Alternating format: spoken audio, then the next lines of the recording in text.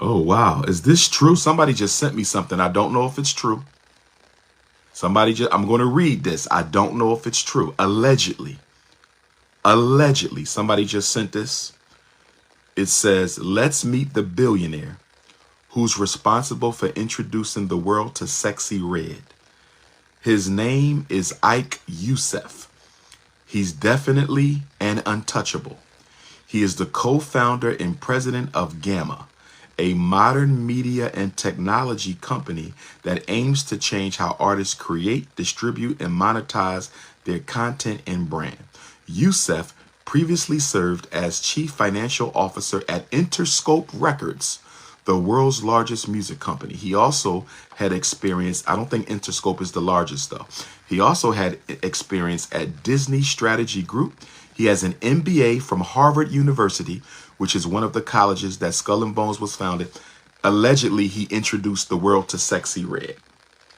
Allegedly, he introduced the world to Sexyy Red.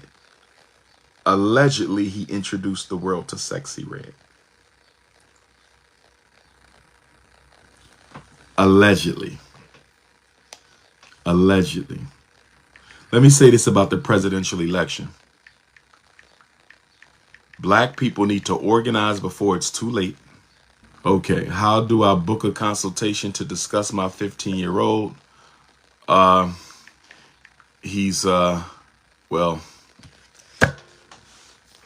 be careful with that. You can lose your children with that. I hate to say it, but because we elected Barack Obama and we let him push that agenda on our kids, if you try to remove the rainbow from your child's life, they can take your children from you in this country. If you try to take the rainbow out of your child's hand, they will take your child out of your home. So please be careful. Y'all heard me, brothers and sisters? Please be careful. I know some of y'all want therapy to deal with the rainbow situation with our kids, but they will take the children from you. It's our fault. We let Barack Obama bring that stuff into the schools and we didn't say nothing to him about it. It's our fault. It's our fault.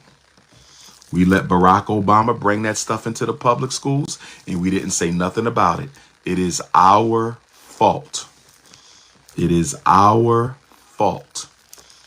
What program on Netflix? Fallacy Hive. What program, sister? You got to tell me what program. Have I seen what program on Netflix? What program? Is that a snow bunny? Good morning, Mrs. Lisa Crystal. How are you? Can we help you? We were having an All African Peoples Live. Is that another bunny? Miss Lisa and Miss Vicky, how can we help you? Welcome to the African Community Live. Can we help you?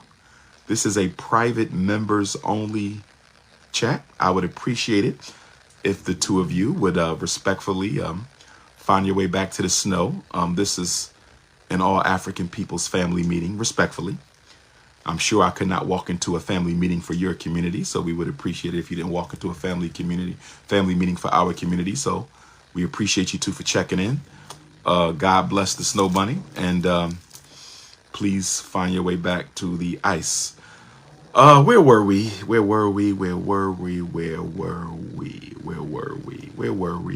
I just forgot where we were. What were we just talking about, brothers and sisters? I forgot where I was.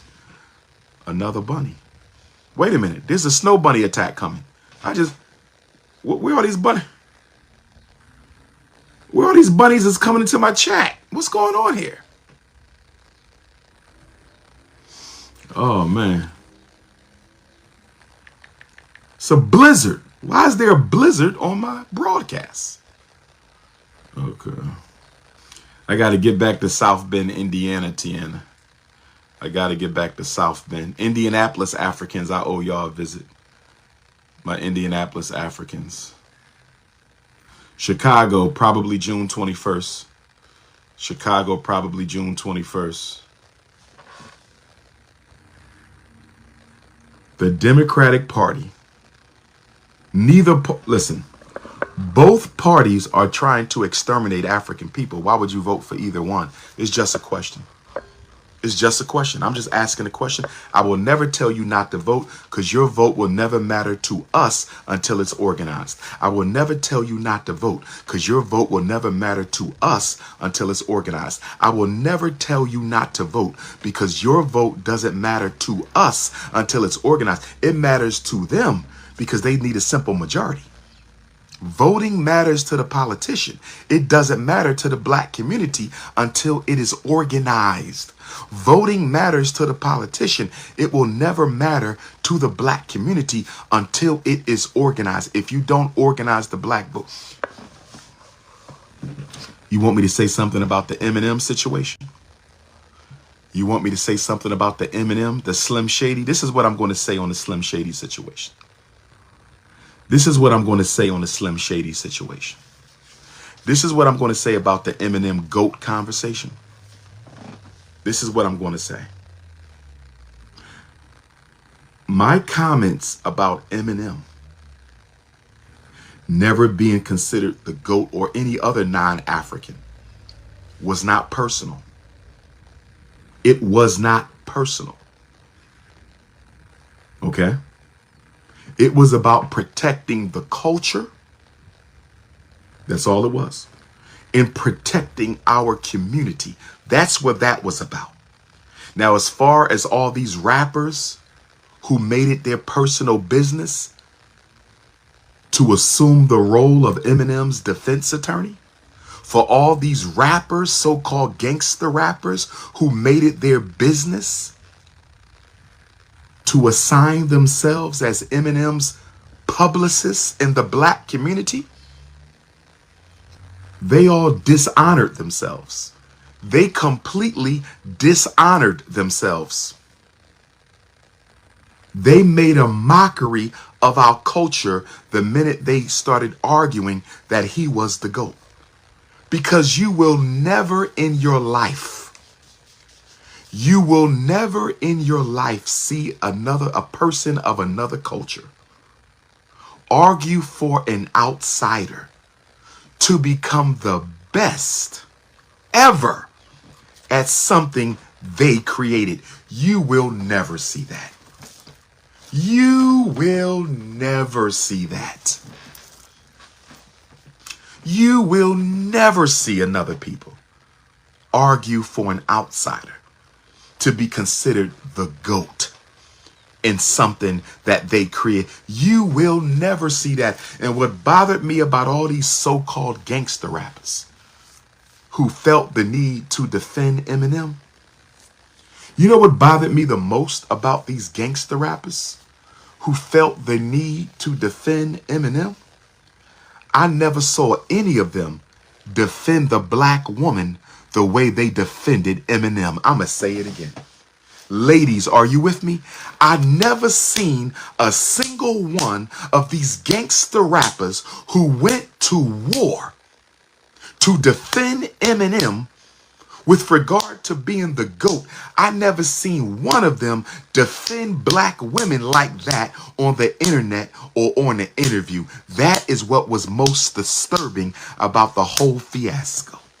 That is what was most disturbing about the whole fiasco. They ain't never spoke up for black women like that. They ain't never spoke up for black women like that. But you will get on your knees and defend this Caucasian. Nobody tried to hurt him. Nobody threatened him. Nobody said he couldn't rap. Nobody said he didn't have a right to be in the industry. I simply said, and I am still saying, I simply said, and I am still saying, I simply said, and I am still saying that no non-African can ever be the GOAT at anything produced by Africans. I meant it, I mean it, and I stand on my square. And then you had Negroes saying stuff like, well, what about basketball? A white man invented basketball. Ain't Michael Jordan the GOAT? Time out. You mixing apples and oranges. First of all, the jury is still out on whether they invented basketball because there's some historical information to the contrary. I said the jury is out on whether or not they invented basketball because there's some historical information out there to the contrary. Ifa Tunde 3 times. I said the jury is still out as to whether or not they invented basketball because there's some historical information to the contrary. But for the sake of conversation, let's say they did. For the sake of conversation, let's say they did invent basketball. Here's the question. Are most basketball players white or are most basketball players black? So even if a Caucasian invented the game, the sport is dominated by blacks. So because we have overtaken the sport, overtaken it, it would be ridiculous to say a white man is the GOAT. Furthermore, basketball is a competitive sport that has clearly defined terms of who is the best and who is not in terms of championships, scoring records, MVPs, and other accolades. No such thing exists in rap except sales. And you can't go off of sales because most rap music is bought by white people. You cannot go off of sales because most rap music is bought by white people. Furthermore, rap is not dominated by Caucasians. It's dominated by black people. So the same argument we make for hip hop is the same argument we make for the NFL and NBA. We dominated, and therefore the GOAT can never be somebody outside of the culture. But I'm going to leave that right there. But to the hip hop community, I am so disappointed in you Negroes. After 50 years of hip hop, no institutions, no real programs, no systems to finance your community, and you close out the 50th year of hip hop celebration defending a white rapper's right to be called the best of all time. I want y'all to hear this. I need y'all to hear what I'm saying. After 50 years of hip hop, they close out the celebratory year. After 50 years of hip hop, they close out the celebratory year by defending a white man's right to be called the best of all time. I wish I could snap my fingers and gangster rap and all of its artists would disappear. Black community is better off without most of you. There are some exceptions to the rule, but most of you have not. If we look at the good you've done and the negative your music has caused, if we look at the good you all have done and the negative that your music has caused, I think we would agree that the community has suffered far more than they have ever benefited from you Negroes.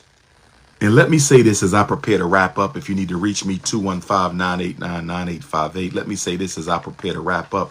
If you need to reach me by text message, I do not answer the phone. 215-989-9858. 215-989-9858. I need y'all to stop hating on mixed race Africans. You cannot condone bunny hopping and hate the product of the bunny hop. Stop hating on my mixed race African brothers and sisters. You cannot condone bunny. The same people who will tell you you can't help who you love will hate on mixed race Africans. You are a walking contradiction. If you got a problem with the mixed race African, why are you supporting the bunny hop? If you have a problem with mixed race Africans, why are you supporting the bunny hop?